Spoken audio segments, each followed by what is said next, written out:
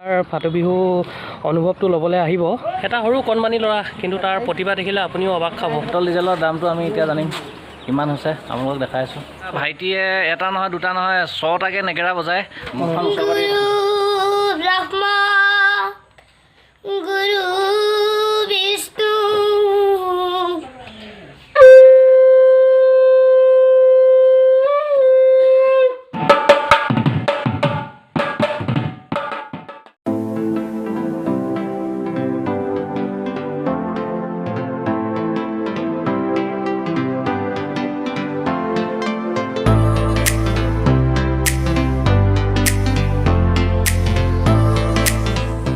নমস্কাৰ বন্ধুসকল, আমাৰ ডি ব্ৰাদাৰ্ছ চেনেলটো আপোনালোকে ইমানে মৰম দিছে যে আমি আজি প্ৰথম ব্লগ ষ্টাৰ্ট কৰিব লৈছোঁ আপোনালোকৰ আশীৰ্বাদত। আৰু আমাৰ ডি ব্ৰাদাৰ্ছ সকল চেনেল মোৰ বুলিয়ে নহয়, আমাৰ ভাইটি আমি দুইটাই একেলগে লগ হৈ পেলাই চেনেলটো বনাইছিলোঁ আৰু আপোনালোকৰ ইমান সঁহাৰি পাই মানে বহুত নথৈ আনন্দিত হৈছোঁ। আজি প্ৰথম ব্লগ ষ্টাৰ্ট কৰিব লৈছোঁ আৰু আমাৰ ভাইটিয়ে মই যাম আজি ধুনীয়া লোকেশ্যন এটাত যাম। ভাল আপোনাক ভিডিঅ' দিবলৈ আমি চেষ্টা কৰি যাম। আজিও এটা ভিডিঅ' আপোনালোকক দিবলৈ চেষ্টা কৰিছোঁ। মই ইমানে কম যে আজি ভিডিঅ'টো বহুত স্পেচিয়েল হ'বলৈ গৈ আছে, তো চাই থাকক বহুতখিনি। আমি এতিয়া আজি প্ৰথমটো ভিডিঅ' কিবা ভুল হ'বও পাৰে কিন্তু শেষলৈকে চাব, বহুত আজি শেষতটো বহুত স্পেচিয়েল পাৰ্টটো আছে, শেষতো চাই যাব আৰু বহুত ধুনীয়া ভিডিঅ' আহিব আপোনালোকে আমাৰ দেখি সদায় পাই থাকিব। এতিয়া আজিৰ পৰা আমি ষ্টাৰ্ট কৰিছোঁ, আপোনালোকৰ আশীৰ্বাদ আৰু পাম বুলি আশা কৰিছোঁ।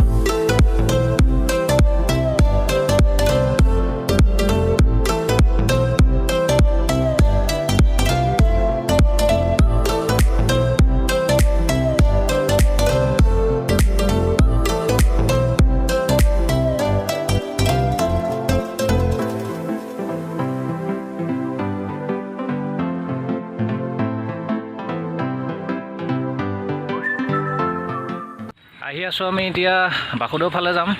এতিয়া এই আহি পাইছোঁহি ফাটু বিহুতলি। ফাটু বিহু জানেই গম পায় 13, 14 আৰু 15 কাৰ্যসূচীখন আপোনালোকক দেখাই দিছোঁ অকণমান। এখন কাৰ্যসূচী ফাটু বিহু ঢকুৱাখানাত কিমান ডাঙৰকৈ ফাটু বিহু হয় সেইটো জানেই।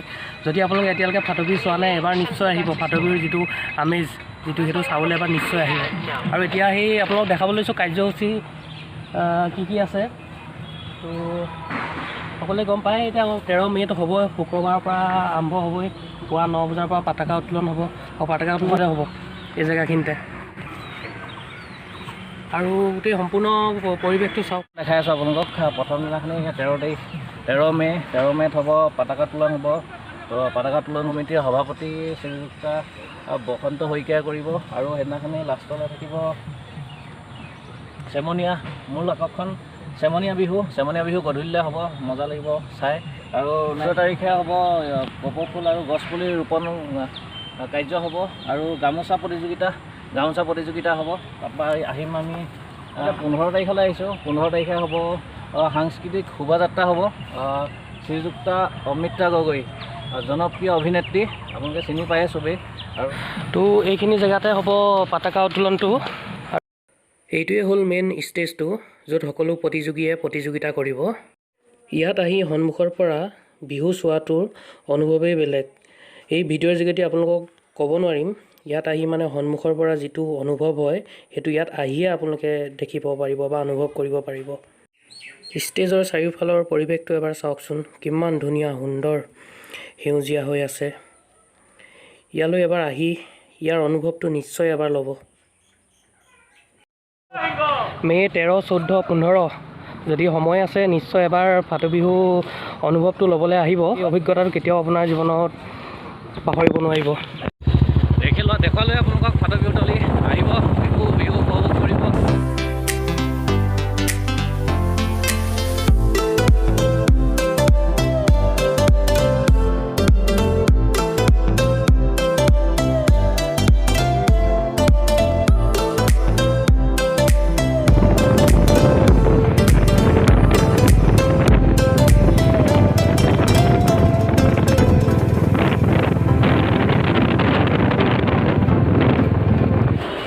এতিয়া আমি তেল ভৰাবলৈ সোমালোঁ। আমাৰ ঢকুৱাখানা পেট্ৰল ডিজেলৰ দামটো আমি এতিয়া জানিম কিমান হৈছে আপোনালোকক দেখাই আছোঁ। पेट्रोल का रेट कितना कहाँ पे दिखा है? पेट्रोल का रेट हाँ वहाँ पे इधर नहीं है क्या? इधर एक्स्ट्रा प्रीमियम है। एक्स्ट्रा प्रीमियम कितना है? ये আপোনালোকে দেখিছে 113 টকা पेट्रोल दाम। डीजल का कितना है? कहाँ है डीजल? इधर डीजल का वो साइड से चला जाइए। इधर देखिए डीजल कहाँ है? ये है ये वाला डीजल ये है 94.50। डीजल का देखिए पेट्रोल 94.50।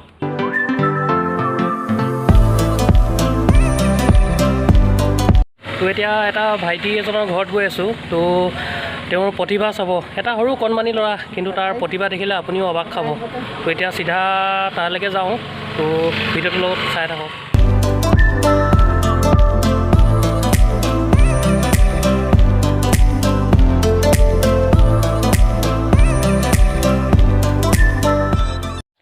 আহি থাকোঁতে আমি এতিয়া পালোহি বাসুদেৱ।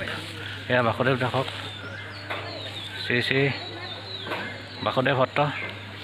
এতিয়া যাম ভাইটিটোৰ ঘৰলৈ। আহোঁতে এই বাসুদেৱখন পাই যায়, বাসুদেৱত আশীৰ্বাদ এটা লৈ ল'লোঁ। আশীৰ্বাদটো লৈ এতিয়া আমি গৈ আছোঁ ভাইটিটোৰ ওচৰৰ ঘৰলৈ। বেছি দূৰ নহয় ইয়াৰ পৰা, আৰু অকণমান দূৰ আছে। সেইটো আমাৰ ভাইটি।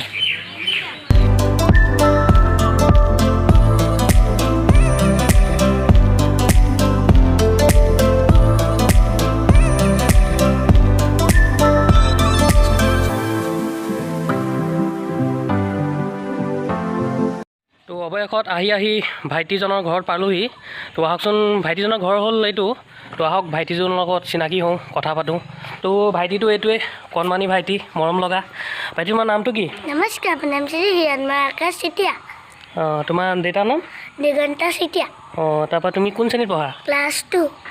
ভাইটিক লগ পালে আপোনালোকে। এতিয়া ভাইটিয়ে এটা নহয় দুটা নহয় 6টাকৈ নেগেৰা বজায়। আপোনালোকক দেখাম ভাইটিৰ নেগেৰা কিয় মজা বজায়, আপোনালোকক দেখাম। আৰু ভাইটি এই ভাইৰেলো হৈছে ভিডিঅ' এটাত, সেইটো আপোনালোকে চবেই পাইছেই চাগে। আৰু আজি দেখাম আপোনালোকক ভাইটি কেনেকুৱা বজায়, আপোনালোকে দেখিবলৈ পাব আমাৰ চেনেলৰ জৰিয়তে।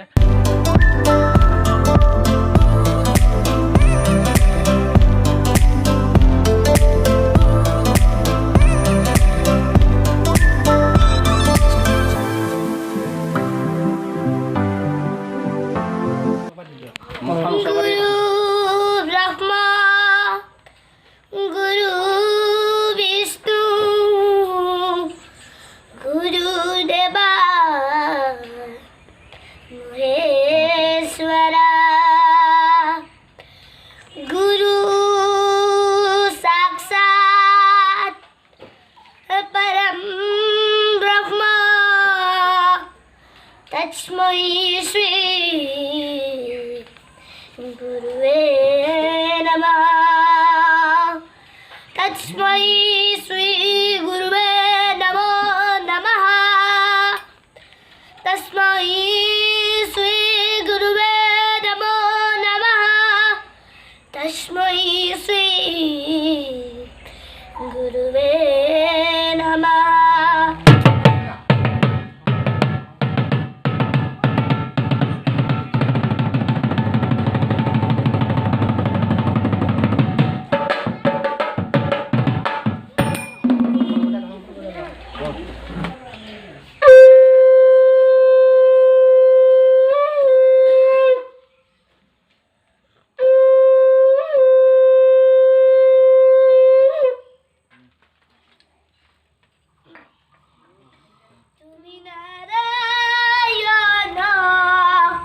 তুমি নিরঞ্জন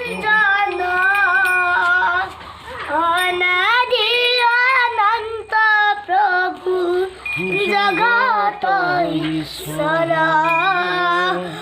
অনাদি অনন্ত প্রভু জগত ঈশ্বর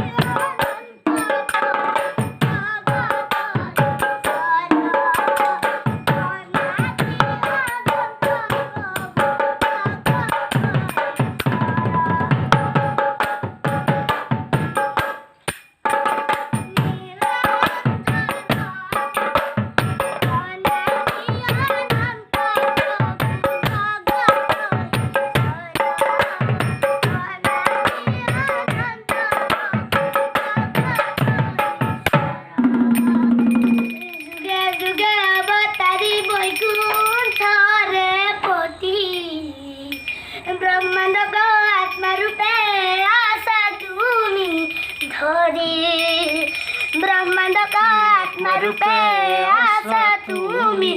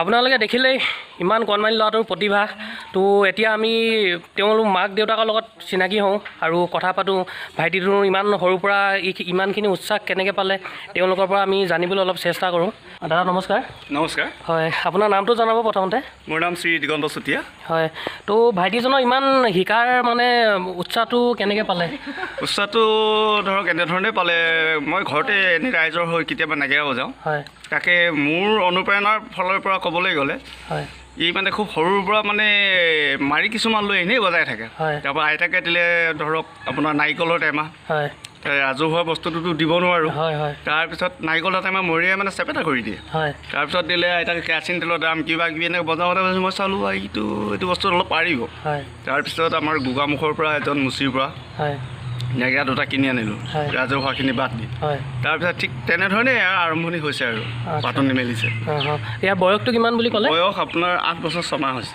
8 বছৰ 6 মাহ আৰু আইতা আমাৰ মেইন মানুহজনী আইতা তো আইতাই ক'ব এতিয়া ল'ৰাটোৰ বিষয়ে নাতিটোৰ বিষয়ে তো আইতা কওক নাতিটো সেইবোৰ গাবলৈ বৰ ইচ্ছা কৰে হেৰি কৰা দেখি পিনি গাওঁ বুলি ইটো সিটো মানে গোটাই দিওঁ গা বা বুলি পিনি সেইভাগে শিকে মানে গাবলৈ দিওঁ সেইভাগে গাই কৰি মনো উৎসাহ হ'ল হয় সেইভাগে গাই শিকিলা এতিয়া এইটো সময়ত তাৰ খেলাৰ বয়স কিন্তু এতিয়া সি 6টাকৈ নেগেৰাৰ লগত যেনেকৈ খেলিছে এইটো কিন্তু আমিও নোৱাৰোঁ সিহঁতে ভাল ভাল মানুহে নোৱাৰে এতিয়া আমি ভাইটিৰ লগতো দুআষাৰ কথা পাতোঁ তো ভাইটি তুমি এতিয়া আৰু পাছত ভৱিষ্যতে তুমি কি কৰিম বুলি ভাবিছা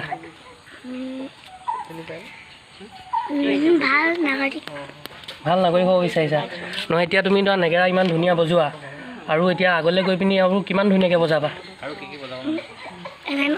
নাজানা আৰু কি বজাবলৈ মন যায় তোমাৰ ঢোল বজাব মন যায় অঁ পেপা বজাব মন যায় অঁ ঢোল বজাব জানো পেপাটো শিকিছোঁ তাৰপিছত পাহিং হংকো সেইবোৰ শিকিছোঁ খোল দাদাহঁতৰ লগত অলপ শিকিছোঁ অলপ শিকিছা অঁ তোমাক গান গাবলৈ কোনে শিকাই দিছিলে এনেকৈ নাম ল'বলৈ তোমাক কোনে শিকাইছিলে প্ৰথমতে পাপাই শিকাইছিলে এতিয়া তুমি তো নেগেৰাটো বজাব লাগিবই ভৱিষ্যতে আৰু ধুনীয়া বজাবা ঢোল কেতিয়াবা বজাইছে নাই ক'ৰবাত বেলেগ এনেই ষ্টেজত ষ্টেজ বজোৱা নাই অঁ আৰু নেগেৰা ক'ত বজাইছা তুমি লখিমপুৰ আৰু তাৰপিছত ভমাজানি অঁ গড়মূৰসত্ৰত কমাৰগাঁও যামে ঢকুৱাখানা কমাৰগাঁও তাৰপিছত বাসুদেৱ অঁ কাৰ লগত যোৱা তুমি বজাবলৈ আইতাৰ লগত আইতা লৈ যায় অঁ পেহী আইতাৰ লগত যোৱা অঁ কেতিয়াবা দাদা ভমাজানি দাদাৰ লগত যাওঁ তো এয়াই ভাইটিটো দেখিলেই ইমান কণমানি ভাইটি কিমান ধুনীয়াকৈ নেগেৰা বজায় তো প্ৰথমটো নাম শিকিছিলে দেউতাকৰ পৰা তো দেউতাকৰ পৰা যদি এষাৰ নাম শুনো বহুত ভাল লাগিব নাম গঙা জল ল'বলৈ কোমল বয়াহে মই কুণ্ঠত পৰাহে নাম গঙা জল ল'বলৈ কোমল বৈ আহে বৈকুণ্ঠৰ পৰাহে। তোৰ ভাইটিৰ এই ইমানখিনিলৈকে পোৱাৰ অৰিহণা এজন ব্যক্তিৰ আছে। তো সেই ব্যক্তিজনক আপোনালোকক চিনাকি কৰালে নহ'ব। তো সেই চিনাকি কৰাবলৈ এই আমাৰ লগত দাদা আছে। দাদা আপোনাৰ নামটো জনাব। মোৰ নাম জ্ঞানজ্যোতি চুতীয়া। হয়, তো ভাইটি সৰুৰ পৰা এনেকৈ আপুনি লৈ যায়নে বেলেগ ক'ৰবাত? ভাইটি সৰুৰ পৰা মানে মোৰ ভতিজা হয় বাৰু। হয়, তাৰ এনেকুৱা মানে এইবিলাক বস্তুৰ প্ৰতি খুব আগ্ৰহ আছে। হয়, হয়। সি অকল নেগেৰা বুলিয়ে নহয়, সি বাঁহীটো দেখিলে সি ৰৈ থাকিব নোৱাৰে। আমি কেতিয়াবা নামত যাওঁ, সেই বাঁহীটো মানে নেগেৰাযোৰ এৰি সি বাঁহীটোহে চকু, আচ্ছা, তাৰ হংকটো চকু মানে তেনেকুৱা ধৰণৰ আৰু গোটেই বস্তুখিনি এতিয়া আমি ভাবিছোঁ যে ই পঢ়া শুনা মাজেৰে গৈ পেলাই হ'লেও এইখিনি আমাকো সি সময় দিব লাগিব। এতিয়া সমাজৰ মাজত ওলাই আহিছে যেতিয়া দুই এটা কাম সি কৰিবই লাগিব আধাৰ মাজেৰে। কেতিয়াবা ৰাতি সি নেগেৰাযোৰ বজাই দিব লাগিব। তেনেকুৱাই আৰু এতিয়া বাকীখিনি চব ভাল হোৱাটো বিচাৰোঁ। হয়, হয়। তো সেই কণমানি ভাইটিটো আজি হয়তো ইমানখিনি নাপালেগেহেঁতেন যদি দাদাই ইমানখিনি অনুপ্ৰেৰণা নকৰিলে হয়, আজি ইমানখিনি নোৱাৰিলেগৈ হয়। তো এই দাদাকে বহুত আমিও ধন্যবাদ জনাইছোঁ। আৰু দাদাইও বহুত ধুনীয়া নাম লয়, কিন্তু আজি দাদা চৰ্দি হৈ থকাৰ কাৰণে অকণমান মাতটো বেয়া হ'ল। উপায় নাই, মই নাহোঁ বুলিয়ে কৈছিলোঁ। আহিম আমি আকৌ এদিন আহিম, ধুনীয়াকৈ আকৌ এটা ভিডিঅ' বনাম। ঠিক আছে, এইটো ভিডিঅ' এতিয়া অসমৰ ৰাইজে চাওক, অকণমান আগবাঢ়ি যাওক। মোৰ তাৰ জৰিয়তে আপোনালোকলৈও মই শুভেচ্ছা জ্ঞাপন কৰিছোঁ। হয়, ভিডিঅ'টো চাই কেনেকুৱা পালে আপোনালোকে জনাব, লাইক কমেণ্ট আৰু শ্বেয়াৰ কৰিবলৈ নাপাহৰিব। আকৌ এটা নতুন ভিডিঅ' লৈ অহাৰ প্ৰতিশ্ৰুতিৰে